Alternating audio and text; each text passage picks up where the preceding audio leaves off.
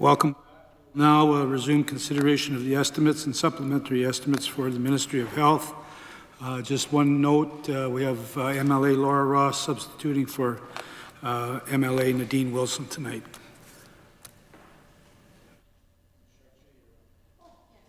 Sorry, that was a quick break.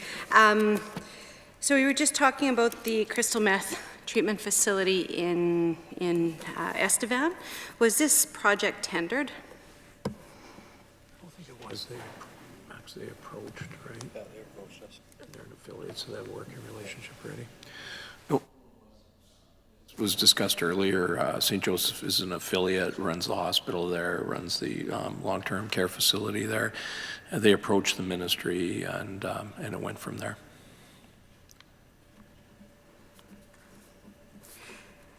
How have you, in terms of the relationship with Cedars, can you tell me a little bit about that? So Emmanuel Care, which runs St. Joe's, the hospital and the long-term care, like the broader body, is the proponent, but Mr. Havervold had mentioned Cedars, so I'm wondering how the Cedars is connected and what that'll look like.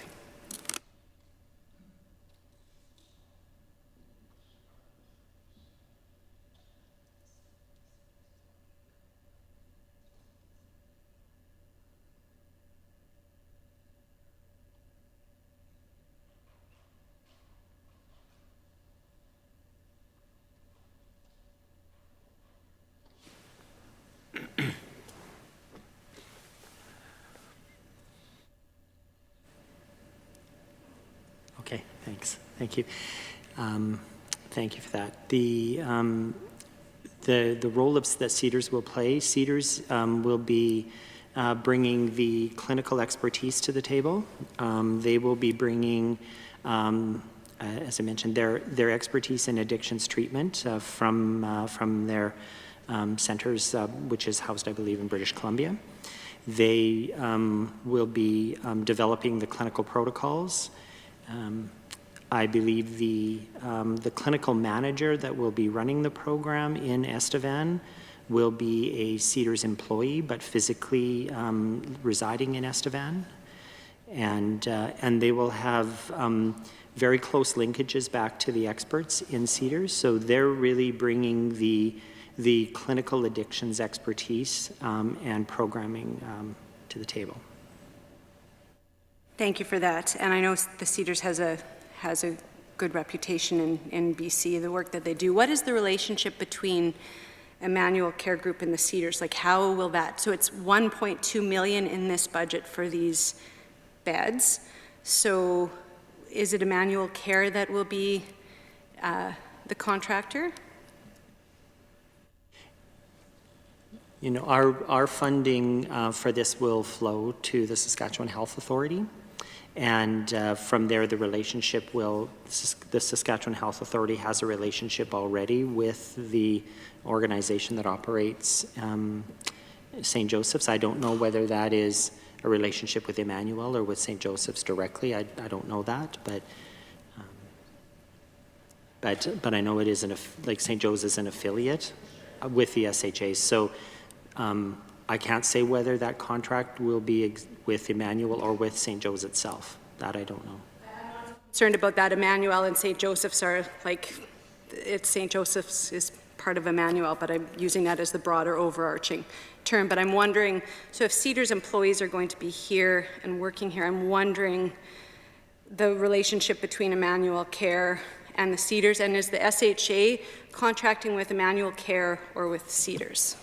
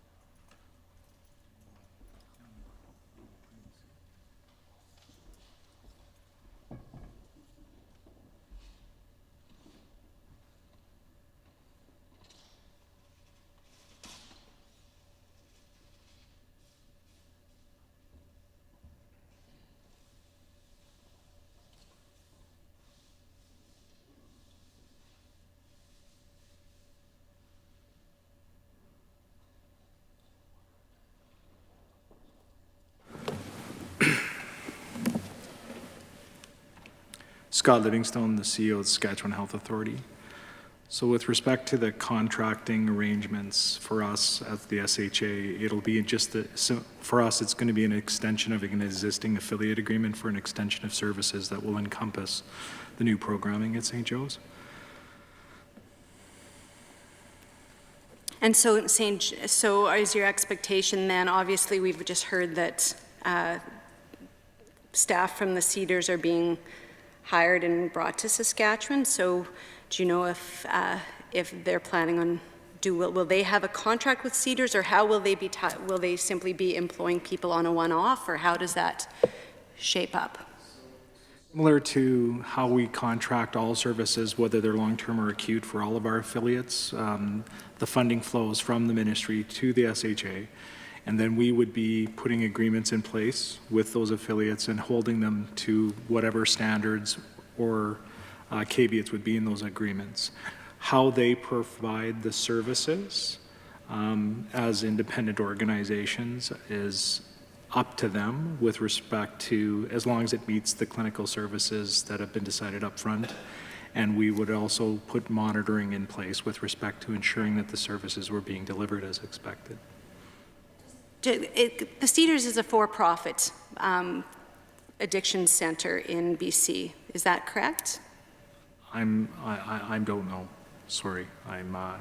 We wouldn't be, the SHA did not contract Cedars, and I believe part of the work that, and Brad might be able to verify, but part of the work with Cedars is to bring in that expertise and learning to St. Joe's as the program develops, and then leave that knowledge in the community as the program matures. I'm not sure what the term is of the agreement or all the nuances behind it, but that's my understanding.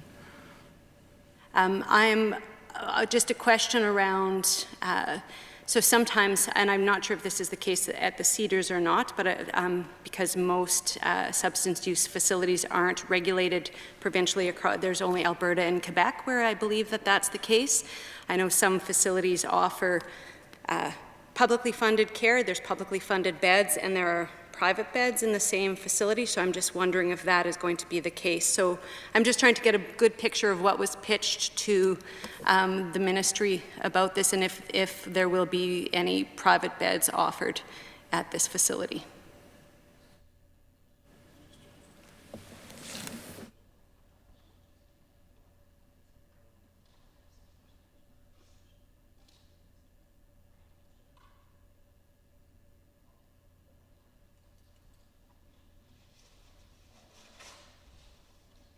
I was just checking with officials to make sure, but there's been no discussion about private beds at Estevan, so no. Can you describe a little bit more the model? We briefly talked about that, and I don't think I gave a good example. I was just mentioning around Calder and how they operate, but it's going to be patient-centered and focused in terms of their treatment plan, but I know, so you could be in the Cedars, are we expecting people to stay as long as 3 months, or I'm wondering what was pitched to you by Emmanuel Care.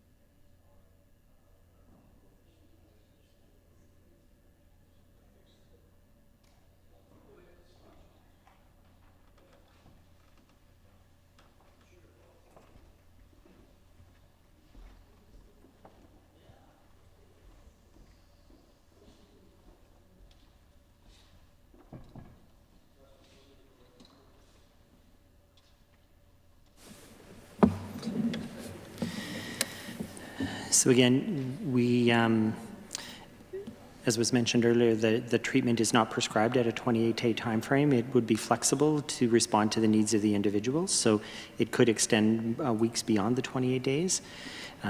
The philosophy of CEDARS and the principles of the treatment program that they're into is really evidence-informed, and recovery-oriented is some of the language that they've used. So it follows that recovery model. It's also important that the time spent in the inpatient treatment bed carries on, and treatment for that individual carries on as they transition back to a community bed and or back to their individual homes. So the continuity of care continues between inpatient treatment into the community, which could be the community of Estevan, into one of the post beds, or it could be into another post bed in another location. And then that's that warm handoff and that warm transfer to a local addictions worker to continue the treatment in the community. And recognizing that sometimes people need to go back into inpatient treatment just like you would in any other kind of clinical care. Sometimes you can manage in the community, you need to be in and out of inpatient depending on the need. So just a few logistical questions here. Mr. Livingston had talked about, is it just being added on to the existing contract with Emmanuel Care, or is it a separate new contract with Emmanuel Care? Sorry about the...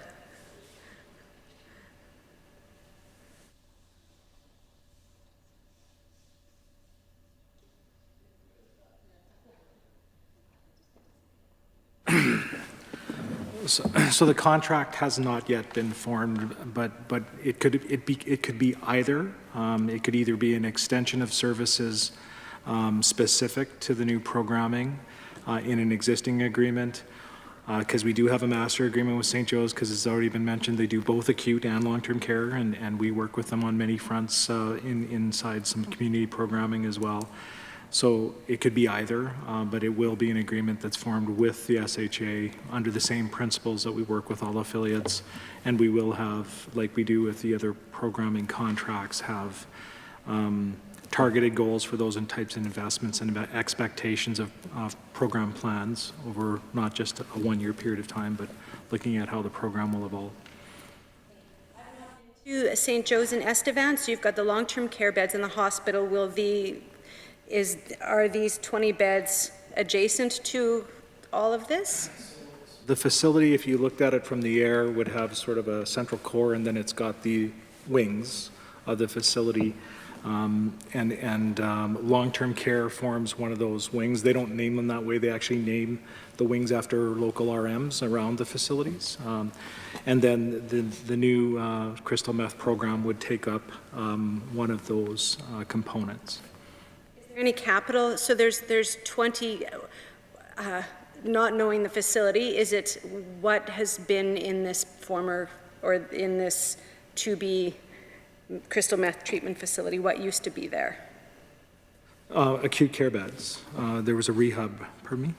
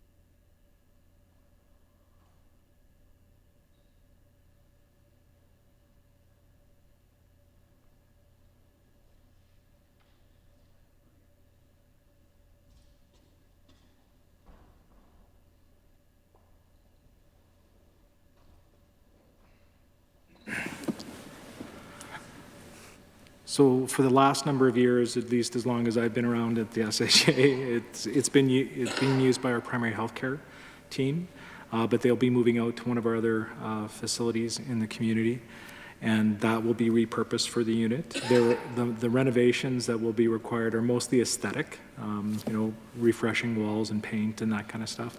I don't believe there's any other major upgrades because the facility already meets safety codes and that sort of thing around the entire facility. It's actually a pretty nice facility if you've ever get the opportunity to see it.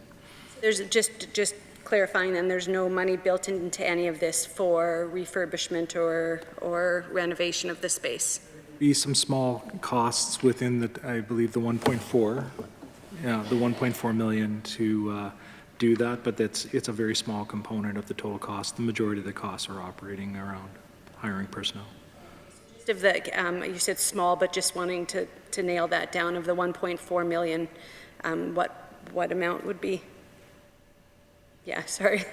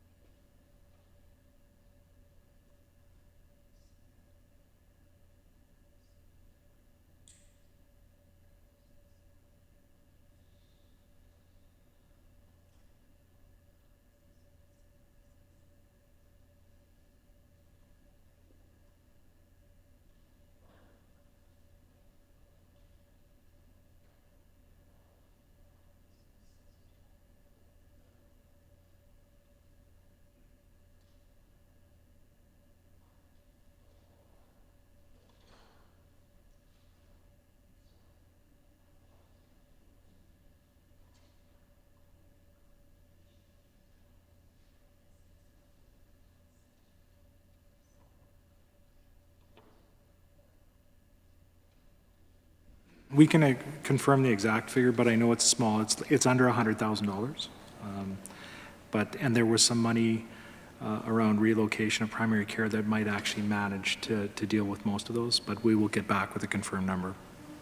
Of that 1.4 million, so in terms of what was pitched to you, how many, so it's 20 beds, how many people will that, obviously a budget has been made for that, so how many people will that serve in a year?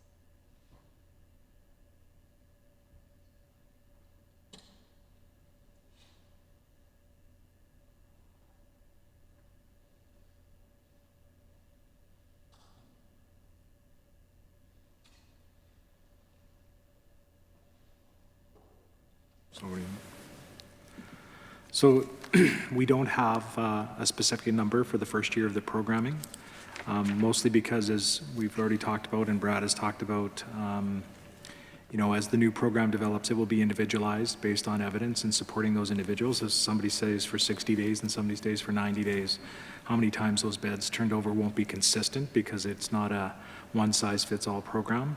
But we will get some clarity, Brad will, and we'll follow up with if there is some more specific numbers. But it's funded based on the treatment programming through CEDARS and the available beds, but we just don't have a number of clients on an annual basis at this point in time. But that certainly would be a component of the discussions with the contractual arrangements we would be having with St. Joe's. Just Googling CEDARS, CEDARS charges about $20,000 per bed, and it's a for-profit facility. So there's not been any, how did you pick this number of 1.4 million to support these 20 beds?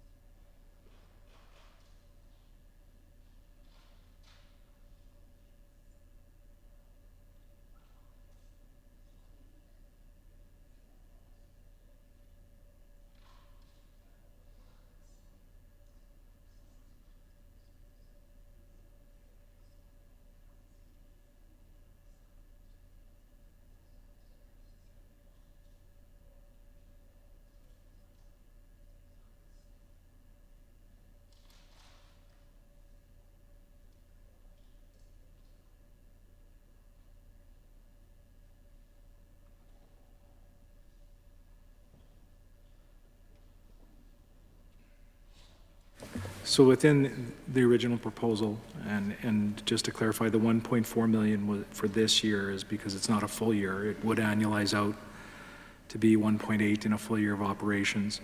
It wasn't based on a number of clients, so that number wasn't determined based on 20,000 per client, but rather what type of resources would be required to open 20 treatment beds under this programming model. So that would include the specialized staff, which would be the majority of the costs. Salaries would make up the most significant component, but would also include other type of services that would be required to provide care for these individuals.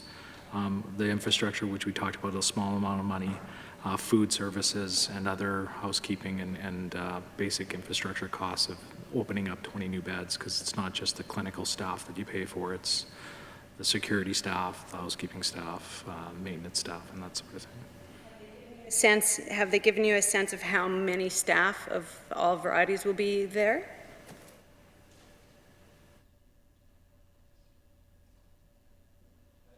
We have, and we just don't have the numbers here with us tonight, but we could probably provide that to you. Possible to get that provided in short order? Obviously, you have them, and much like the other numbers, could we have that tabled shortly? Like what time would it be possible to table this week if you've got them? Oh, yeah. Yeah. Okay, that would be good. So so by the end of this week, is that possible? Yes. Okay. Thank you. So in terms of funding, so you said when are they expected to be open?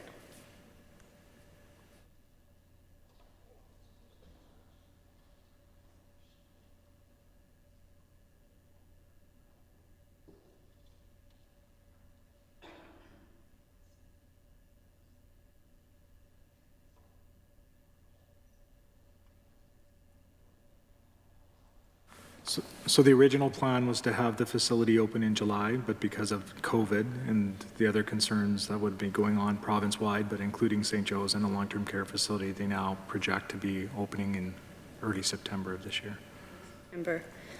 So in terms of what's being supporting, 1.8 million in annualized costs supporting 20 beds. Obviously, it's a slightly different service than something like Pine Lodge but I'm just curious how the 1.8 million compares to how we fund and support other addictions centers in Saskatchewan.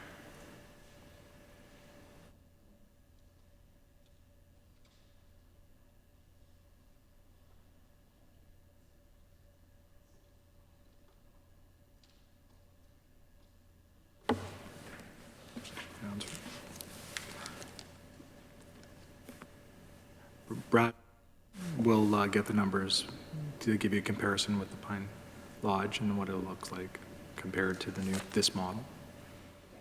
Okay. Just again, going back to it not being tendered, I know, so we have another organization here in Saskatchewan. I know that you've met with them. I think it's Prairie Sky Recovery in Leipzig, who has offered to provide some of these services, and that's been turned down, and I understand that. But I'm really curious around the process, why there wasn't a decision to tender something like this.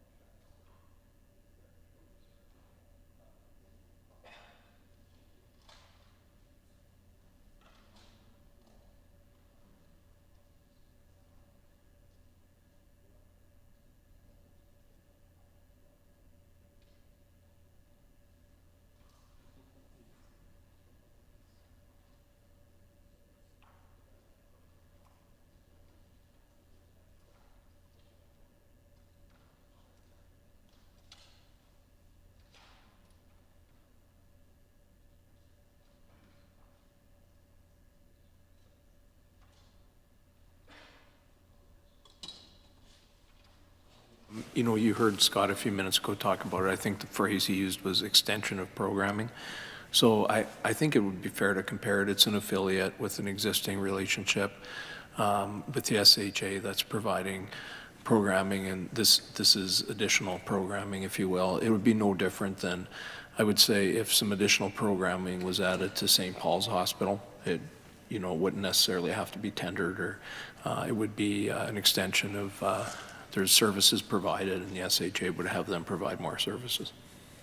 Be clear, though, Emmanuel Care doesn't have any experience in substance use programming, though, do they?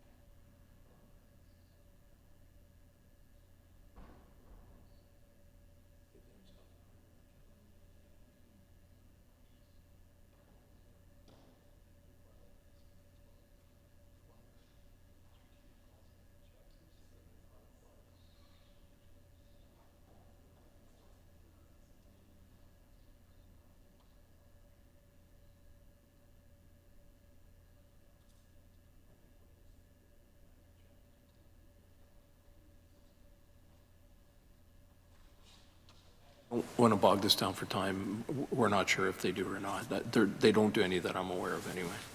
So it's not really an extension of existing, it might be providing an extension to an organization that provides other care, but it's not really an extension of a contract. But in terms of the space where the 20 beds are, is there room for more beds in that area?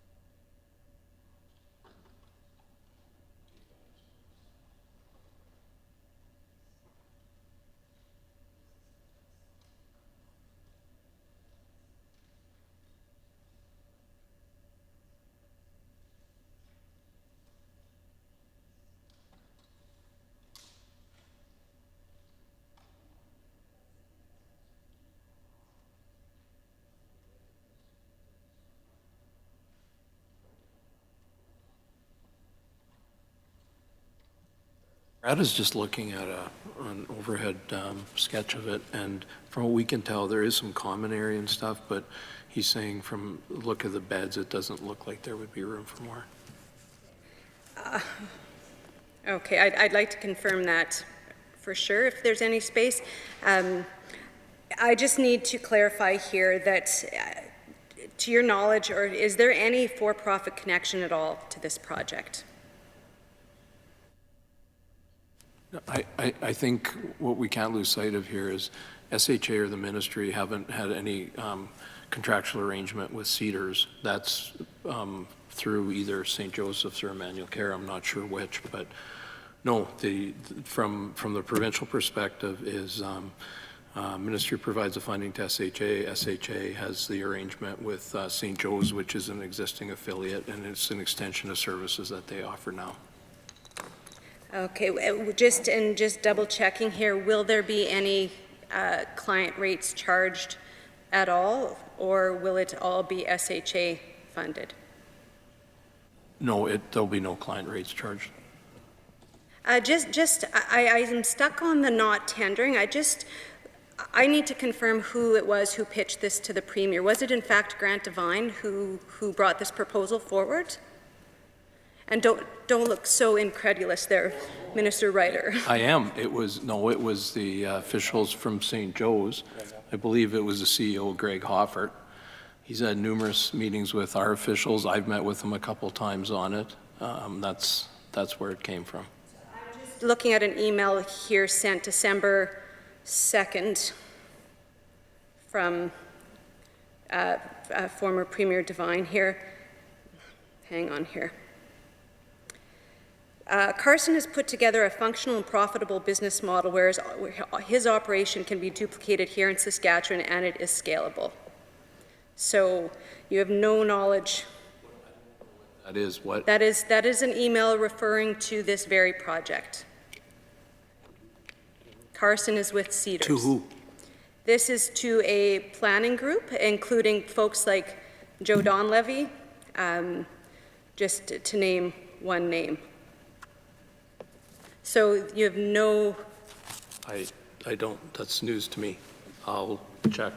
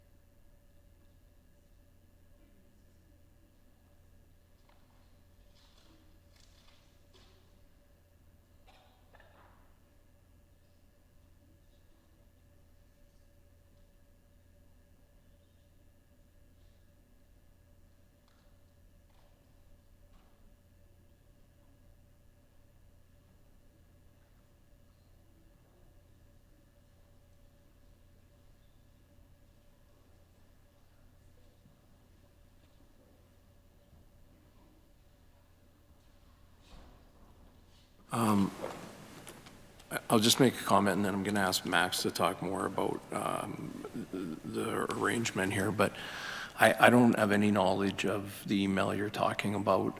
If you want to provide it to me, I'll look into it and get back to you. But having said that, Max, it's something you'd like to add? So as you said earlier, this proposal was brought to us by the CEO of St. Joseph's, and basically it was a decision of St. Joseph's to go out and work with Cedars to get the basic knowledge, I guess, or to develop a innovative new program. And that was not at the direction of the ministry. It was done of their own volition, that sort of thing. And so my understanding is that the arrangement with Cedars is supposed to be for a time period during which knowledge transfer will take place, after which, St. Joe's will run the program. And so, I don't think that there was, even if they had come to us with, proposing this and they had the expertise in-house, that would have been something we would have considered too. So it was their decision to go to Cedars. I just want to read into the record here one more part to that email. It says, quote, "Our objective is to present a well-documented model to Premier Moe in the new year." So I don't know how, Minister, that you weren't aware of this going on, but my concern isn't providing quality crystal meth treatment. I know as well, or perhaps even more than anybody, that crystal meth treatment we are in dire need of really good quality crystal meth treatment here in the province, and we've been calling for it for several years now. So it's not taking issue at all with the fact that some substance use programming that may meet the needs of Saskatchewan residents is going to take place. But I have some concerns that an untendered project in the far reaches of southern Saskatchewan, when we have problems and no public transportation and people in other parts of the province who may have trouble accessing it, and it was an untendered contract to a well-connected Sask Party or people with close ties to the Sask Party. So that's where my concern comes in.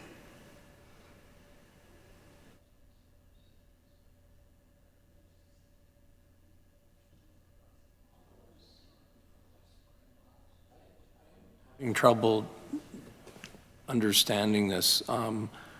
The discussions with the CEO, Greg Hofford, and Emmanuel would have, or sorry, St. Joseph's would have went on before, I think you said December something.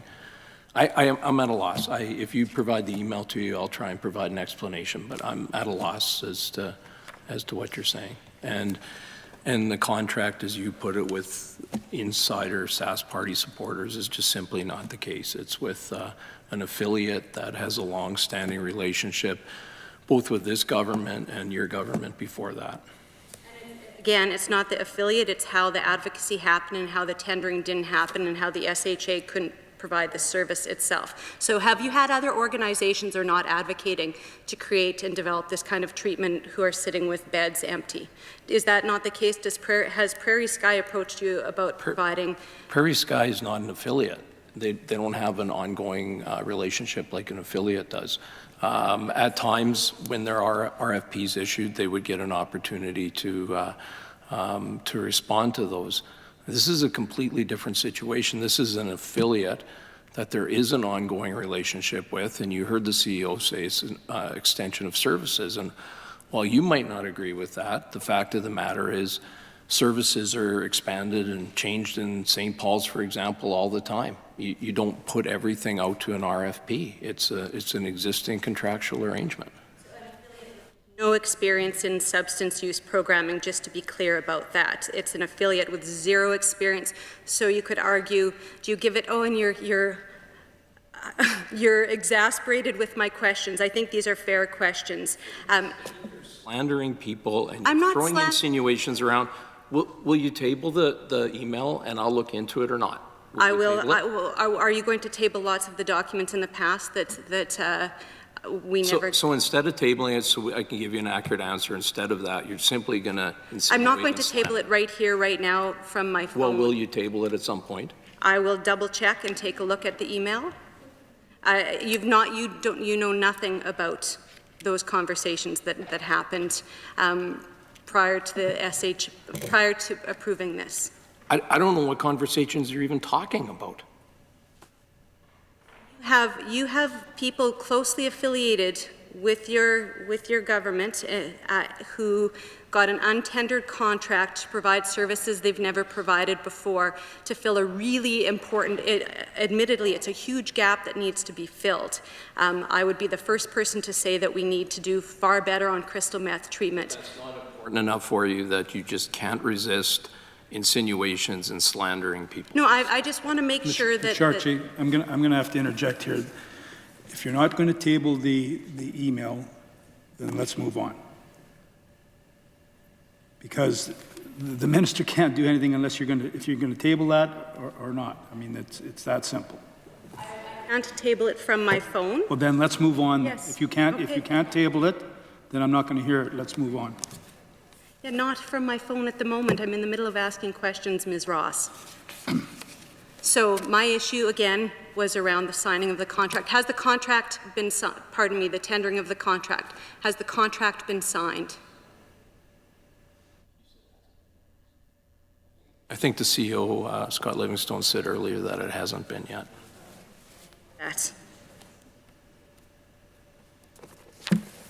Just give me a moment here. Talked about in that particular facility, pre and post treatment beds. So there's 20 beds for crystal meth and 5 beds, sorry, 15 for crystal meth, 5 for other substance use issues. And then I understand, so where are the pre and post treatment beds going to be?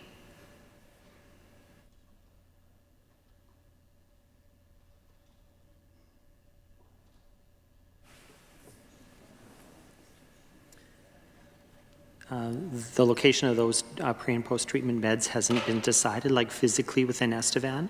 I know the intent is to have them in Estevan to complement the 20 beds, but in terms of physical locations within Estevan, I don't know that that's been determined yet. So those 5 pre-treatment beds, I know you had said that one of the to help seamlessly move people who might not quite be ready for residential treatment. So you're not expecting those to be on site.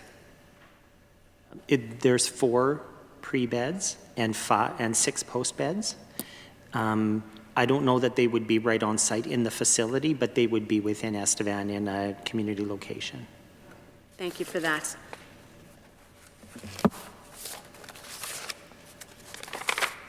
In terms of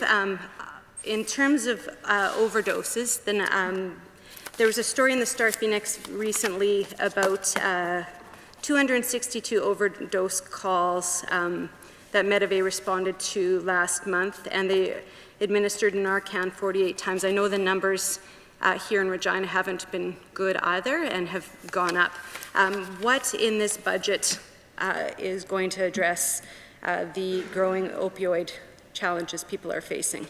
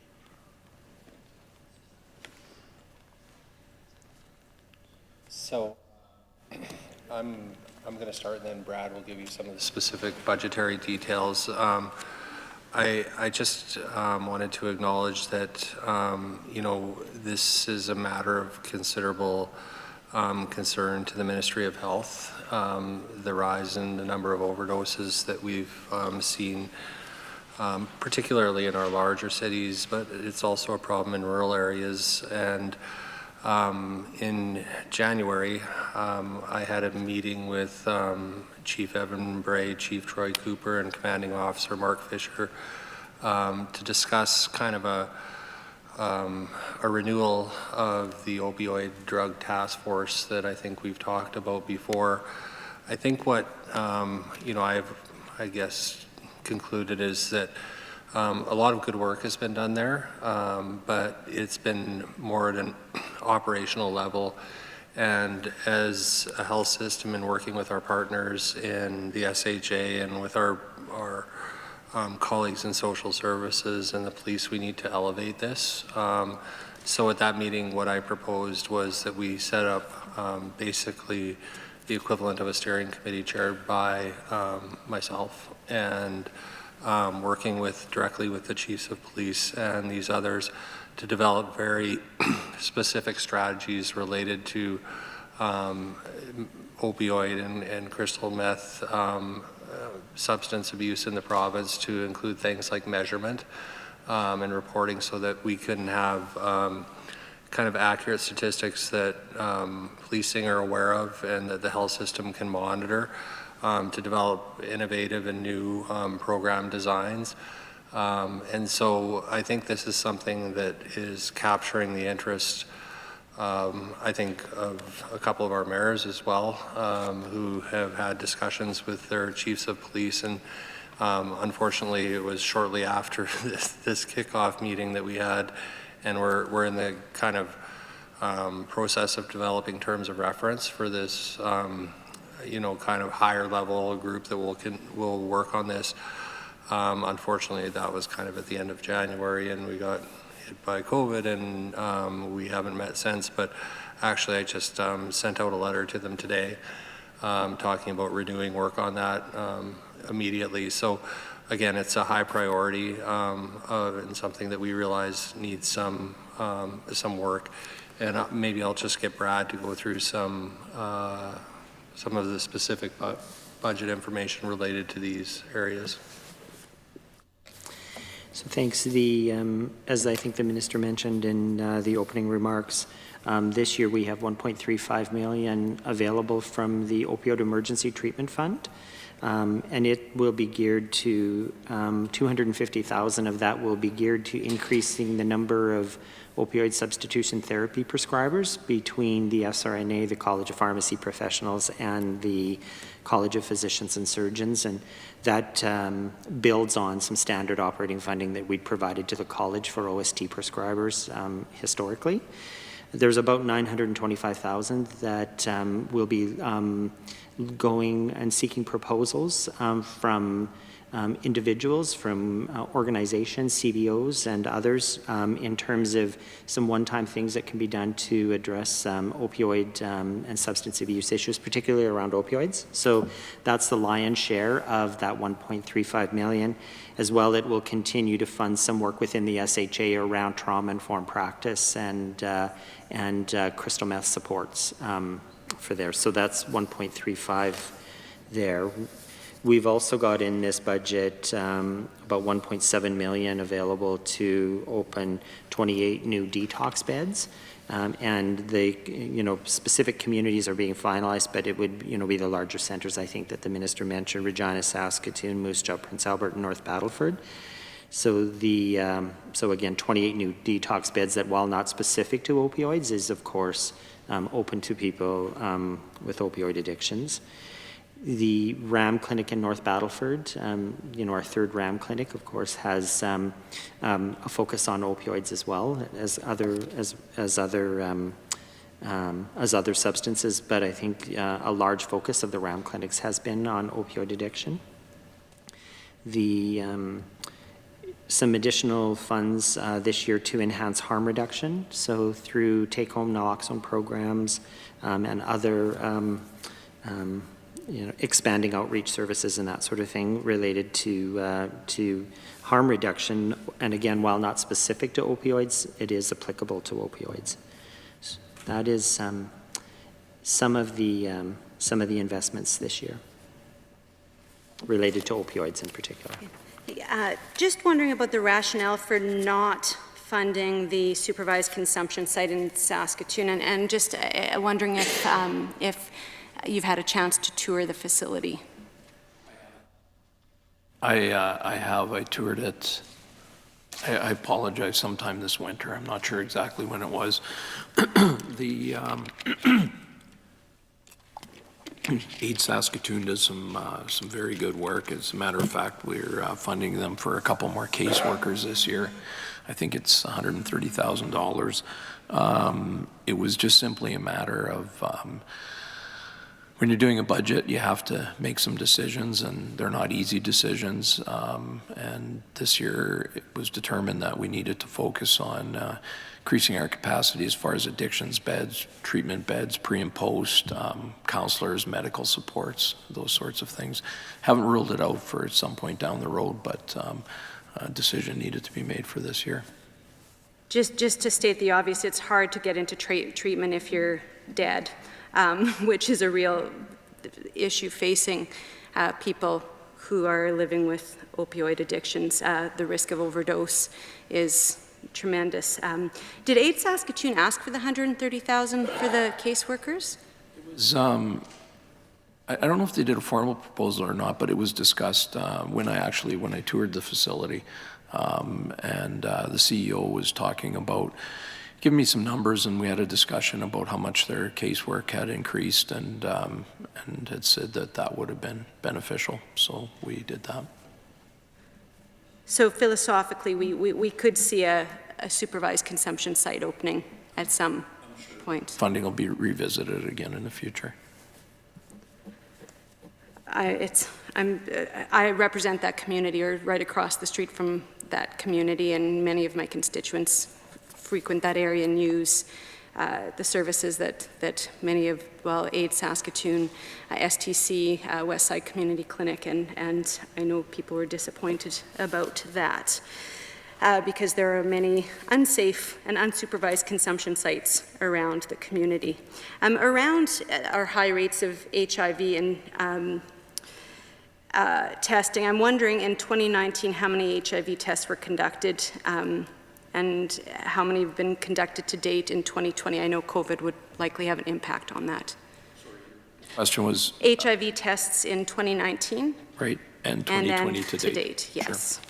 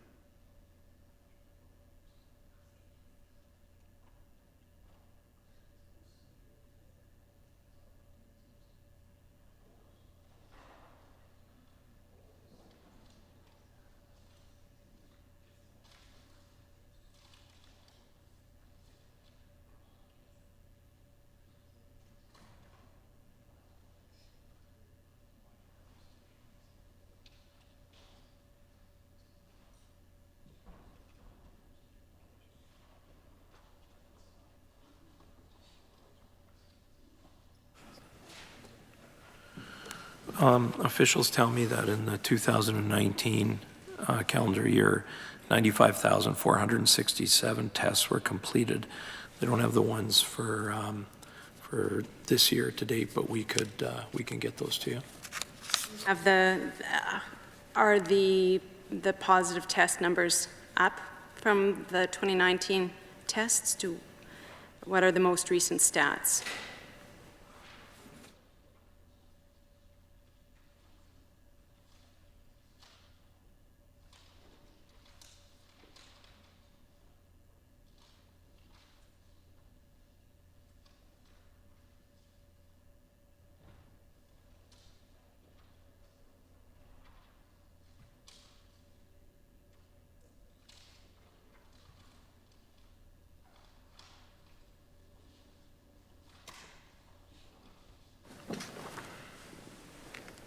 So the total number, or the increase, or sorry, the total number of new HIV cases was 199 in 2019, up from 168 in 2018, so an increase of 18%. Okay. I would argue that's another reason for a supervised consumption site and more harm reduction, but I see that I've got 55 minutes here left, and I'm going to switch gears to seniors here for a little bit. With respect to home care, in the SHA, how many staff are employed in home care at the moment?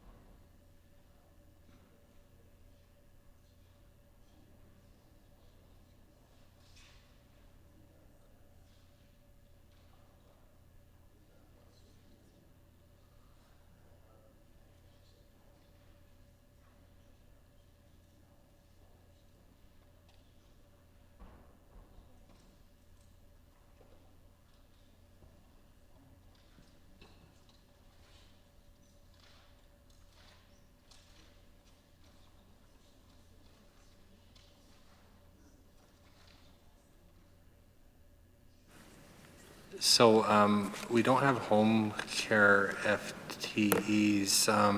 That's something that we don't or aren't able to actually collect just based on the way it's the service is provided. But we do have numbers on the homemaking services, which is the number of units, and the number of meal services and the number of nursing services for home care, if that's of interest to you.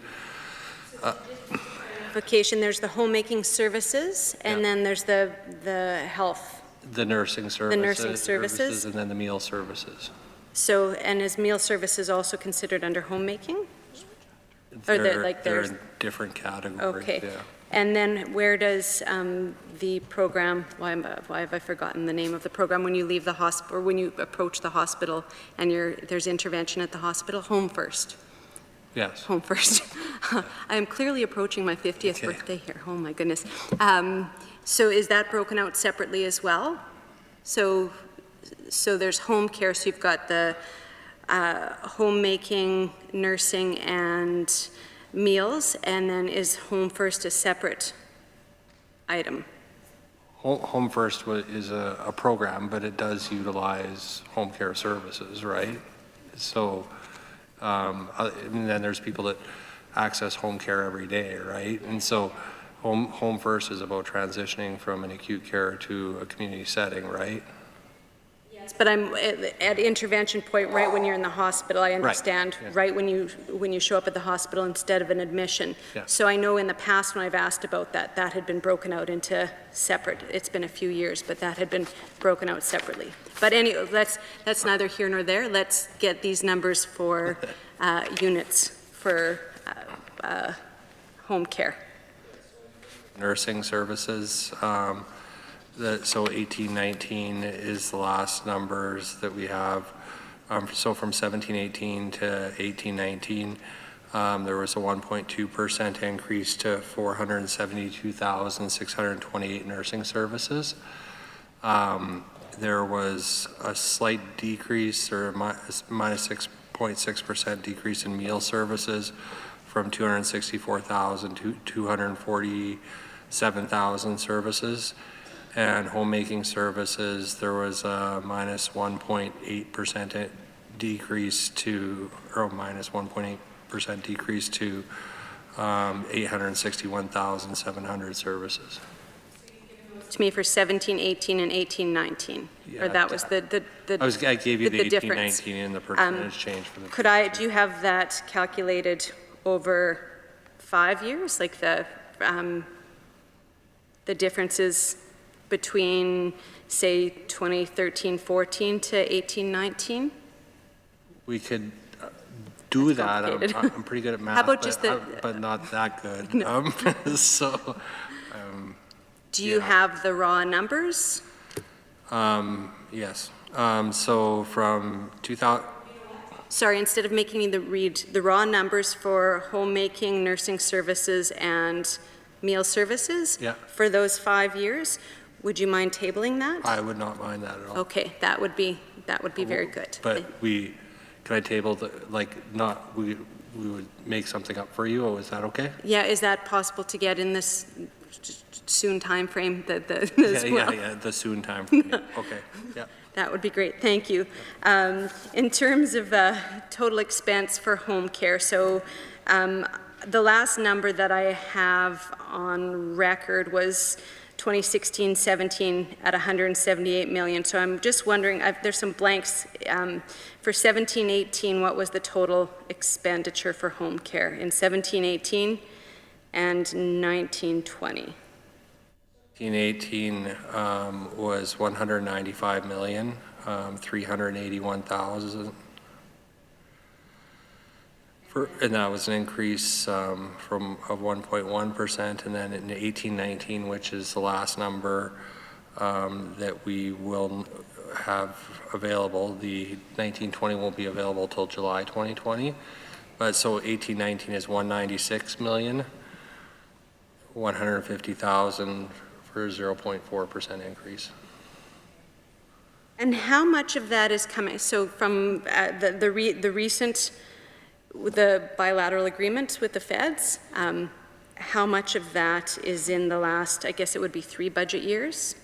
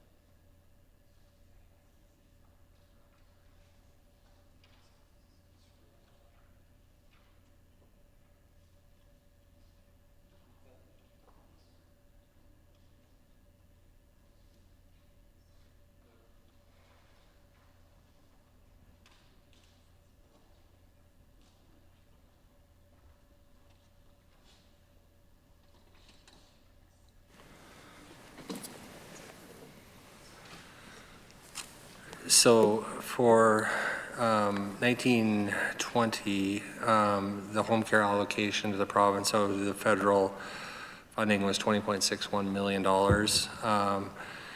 And it will be the same for 2021.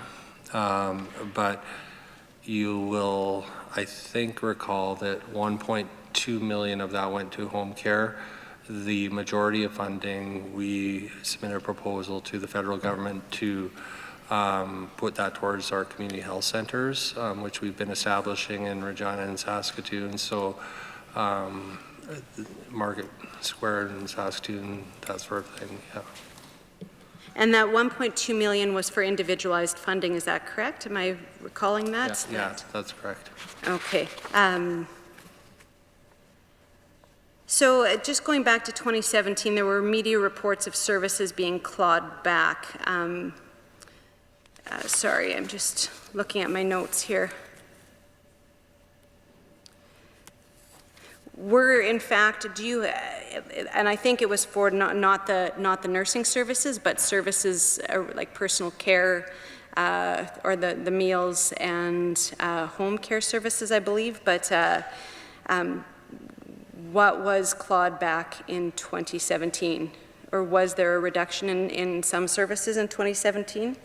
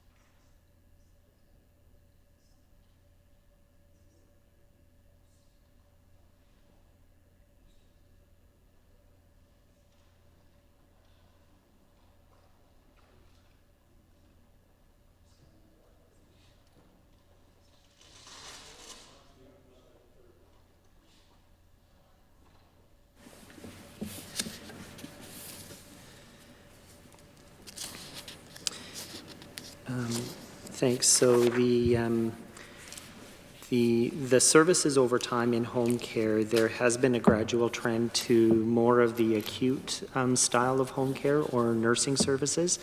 So for example, home IV therapy, specialized palliative care in the home, that sort of thing that would be more sort of a subacute or nursing type services that are higher acuity than things like basic supportive care. So the shift in time, over time, has been more towards the acute care and less towards the supportive care side. I'm just going to try and find some statistics. The acute clients over time, so from 15-16 to 18-19, jumped from 17,500 clients to just over 19,600 clients. And that would be in the acute side. And on the supportive side, in that same time frame, there would have been about 18,971 clients. And then in 1819, the most recent time we have is about 15,672 clients. That's not services, that's just clients that accessed one of those supportives. So the shift over time has been more toward the acute side of home care. And that would be with the goal to get people out of hospital and keep people out of hospital. Would that be correct? I think it's to facilitate an appropriate discharge and make sure that people are cared for in the most appropriate place where they can be supported most effectively. Just for clarification then, that 15,672 number in 1819, the number you gave me before that, 18,971, was that from 1516 as well? Okay. During the pandemic, and I guess we're still in the pandemic, but many home care staff were redeployed. How many remained in their home care position, and how many were redeployed elsewhere?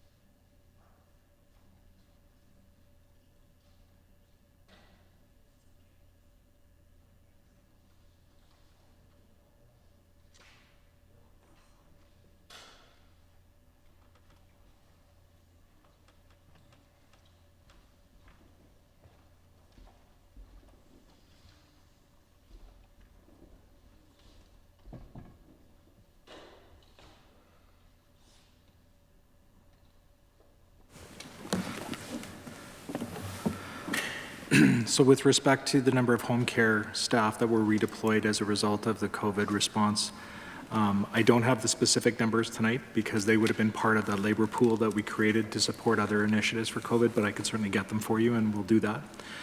Within that week time frame for you, we do have that data for the labor pool and we'll be able to pull that for you.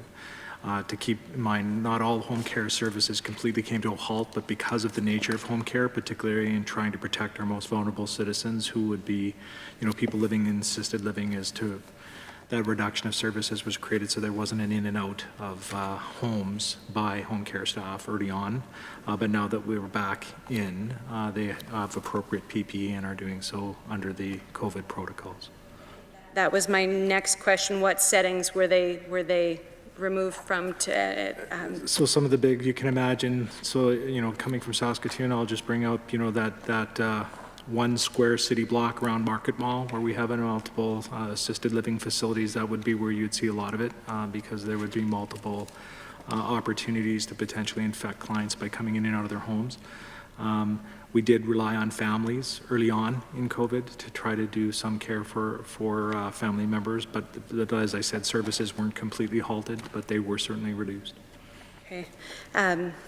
Were there specific, so you, like location specific, obviously you were talking about multi-unit dwellings, but were there service specific removals as well, or was it more tied to location? Most likely tied to location and the type of visits. I don't think there was any specific area that was just dramatically reduced. But again, I can follow up.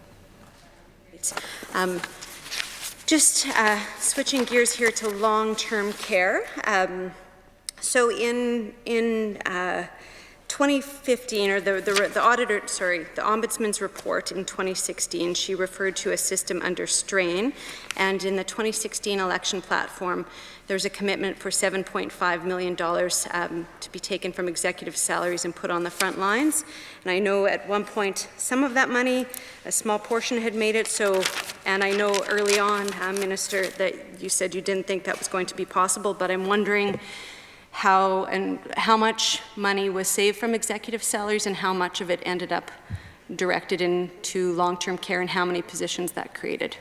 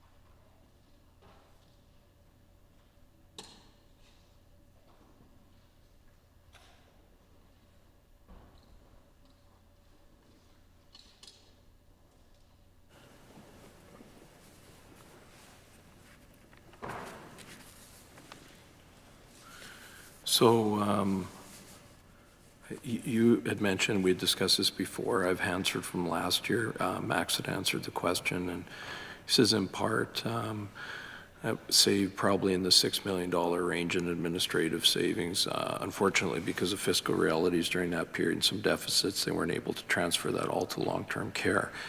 And to your question about long-term care expenditures, now there's the government expenditures and then resident fees. So I'll focus just on the government expenditure part of that. In 15-16, it was $737 million. In 18-19, it was $758 million, so an increase of $21 million. That isn't necessarily directly for staff, because they spend money on their electrical bills and all those other things. So just to a document you've tabled in the past, I'm just looking for some updated numbers, I guess. So I was trying to find that table, and I finally just located it in my notes here. So you tabled in the past 2017, the fiscal year, the number of long-term care staffing, paid FTEs, CCAs, LPNs, RNs, RPNs, and then the total number. So the last number I've got is for 2017-18. Could I get the next to 2018-19 and 2019-20?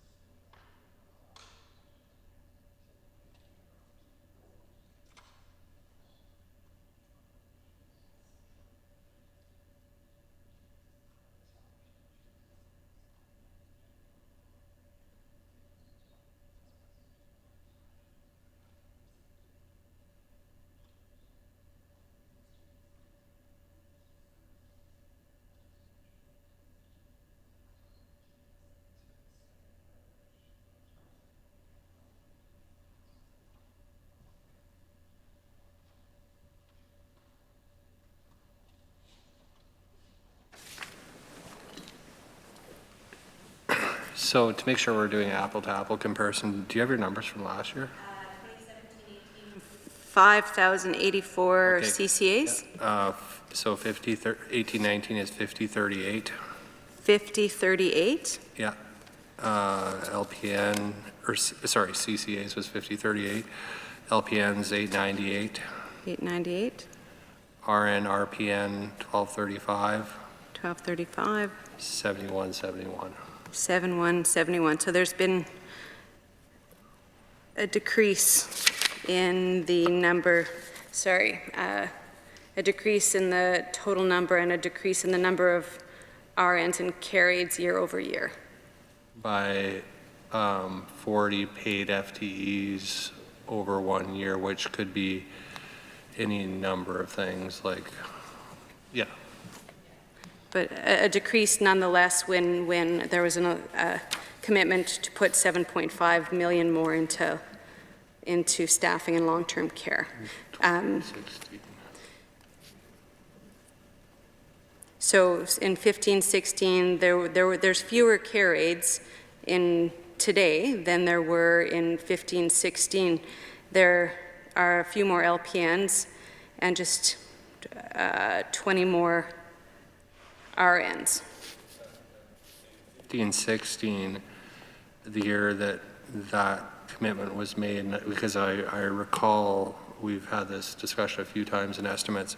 In 15-16, the total number of paid FTEs was 7,108. In 16-17, the total number went up to 7,226, right? So it went up. Yeah. Oh, and it's 360. decreased, yeah. Yeah, okay. the last few years it's decreased here again. So I think it's reflective of what I'm hearing and what I know my colleagues and other people are hearing in long-term care around staffing. I mean, the CEO tour report, I think, indicates that as well, that staffing is very much an issue in long-term care. The audit, or I keep calling the ombudsman the auditor. The ombudsman, in her report, some of her recommendations recommended the Ministry of Health, in consultation with the health regions, identify the care needs of current and future long-term care residents, identify the factors affecting the quality of long-term care delivery, develop and implement a strategy to meet the needs of long-term care residents and to address the factors affecting the quality of long-term care in Saskatchewan and make that strategy public. Have you addressed that recommendation?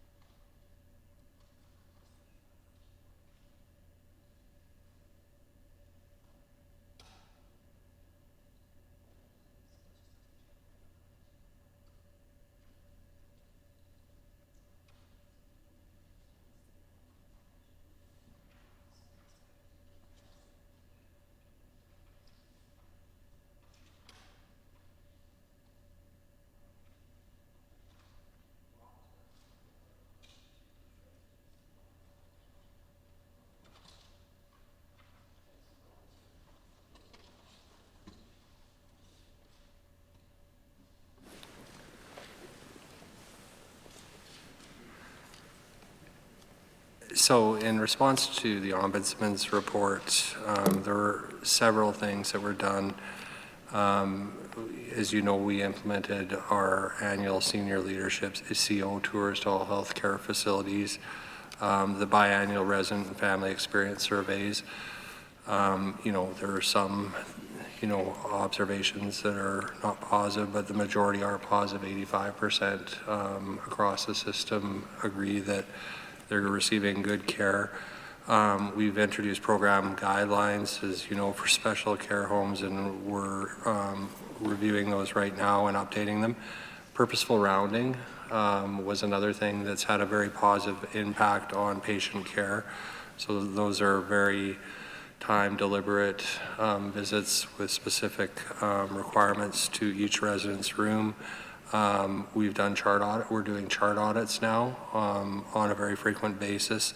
And then the other thing too is in our most recent Accreditation Canada survey, which is 2019 to 2023, we received a 95% score in long-term care on our required operating procedures, which is the gauge by which they measure our performance. So I think we're feeling that in long-term care, we're actually meeting the objectives that have been set out by Accreditation Canada.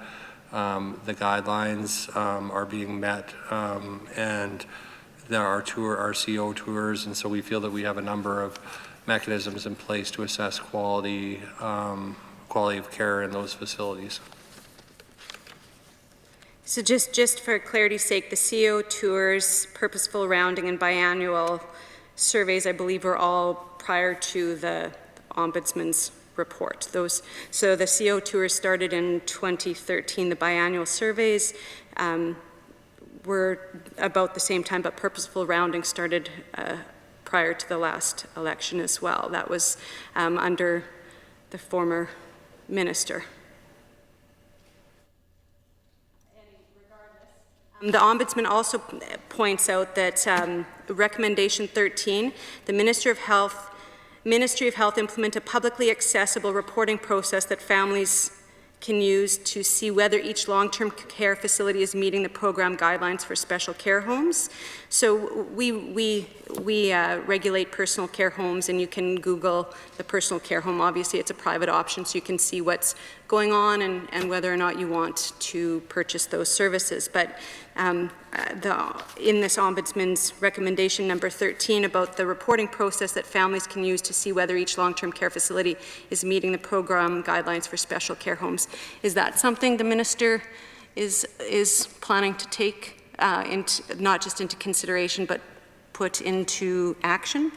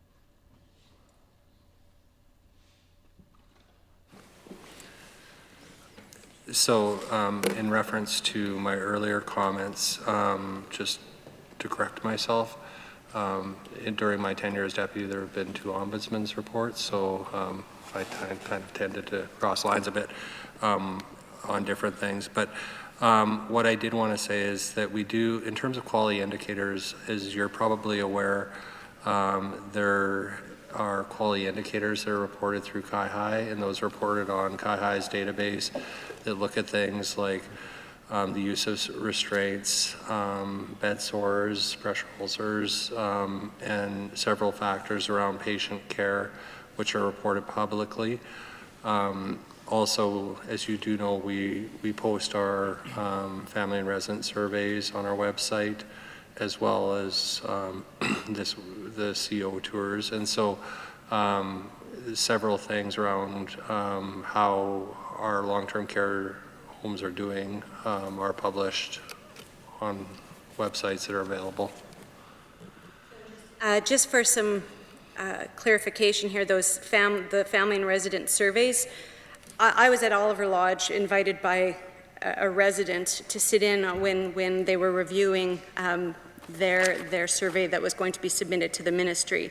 And people tend to like to say nice things about their staff because they're really wonderful people who generally work there. But I was there when the council passed a motion asking for the home to write to the minister asking for more staff. So the family and resident surveys say one thing, but people are saying something very clearly that short staffing is an issue.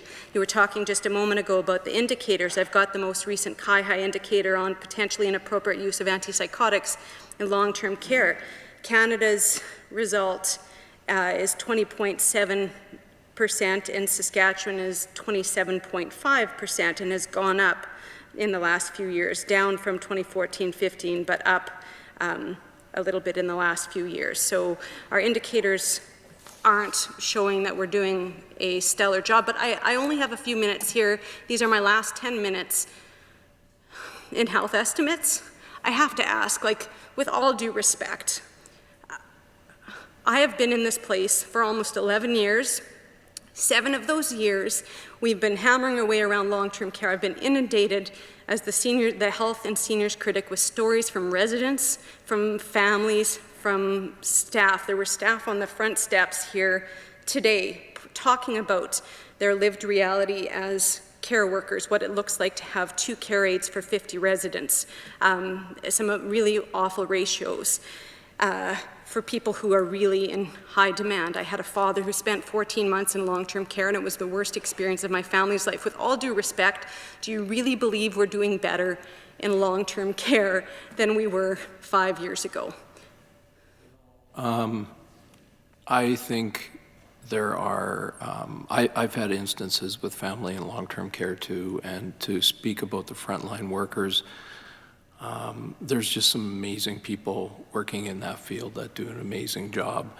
I think we can always do better. I think there's situations that obviously we can do better. That's why the CEO tours.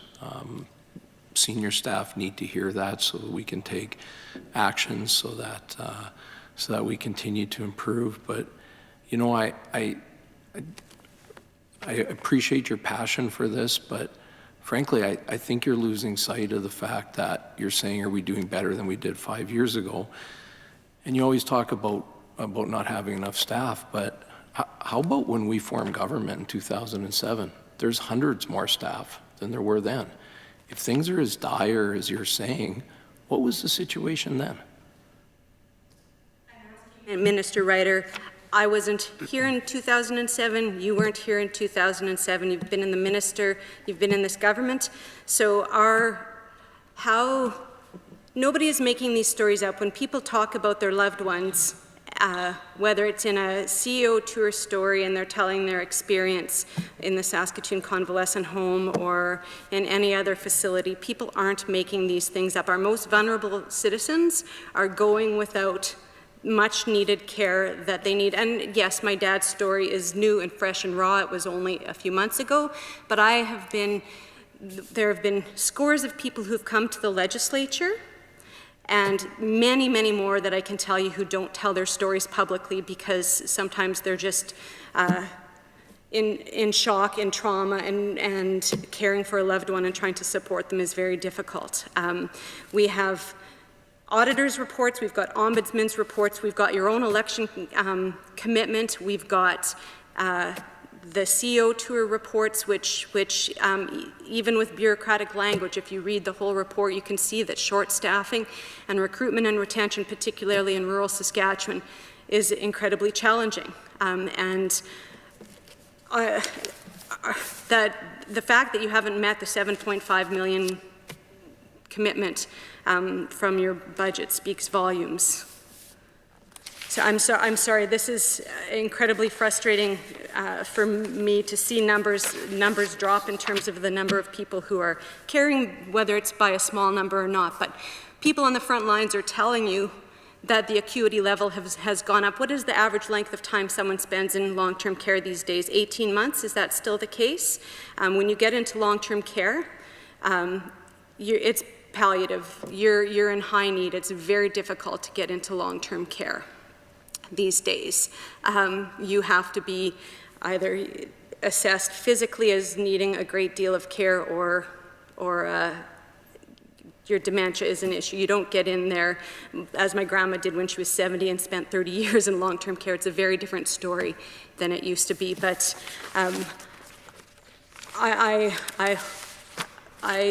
just a question about the 2011. So we've quibbled here a little bit about the 200-page book of guidelines. I just want a clarification here. In 2011, from the regulations, did your government cut a regulation that mandated an amount of, that allowed for a set amount of care and allowed the opportunity to staff it? Did your government cut that or not?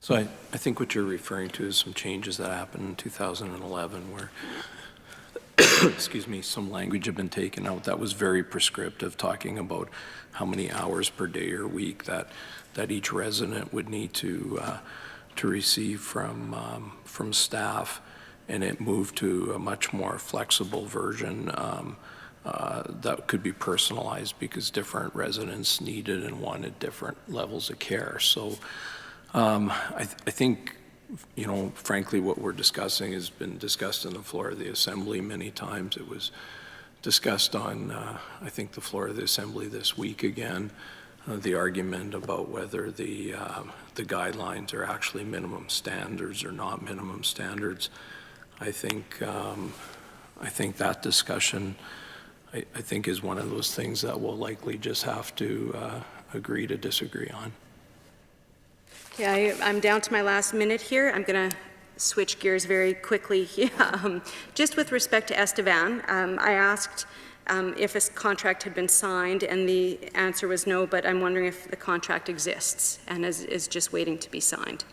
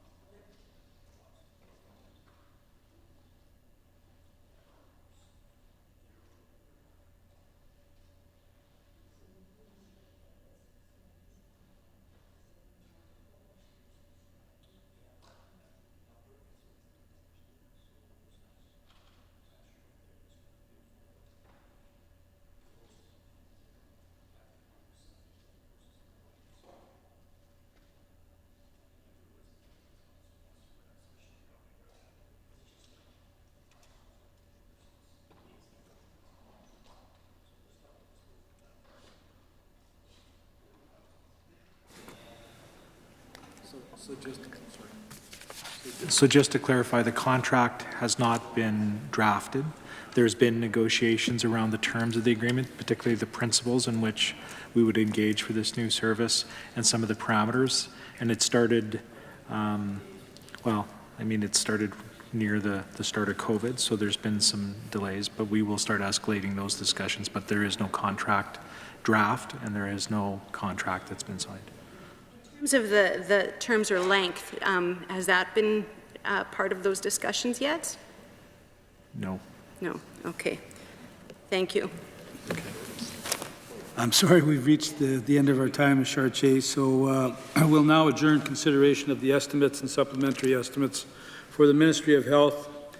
Thank you, ministers and officials, and are there any closing remarks, Minister? I'll get you.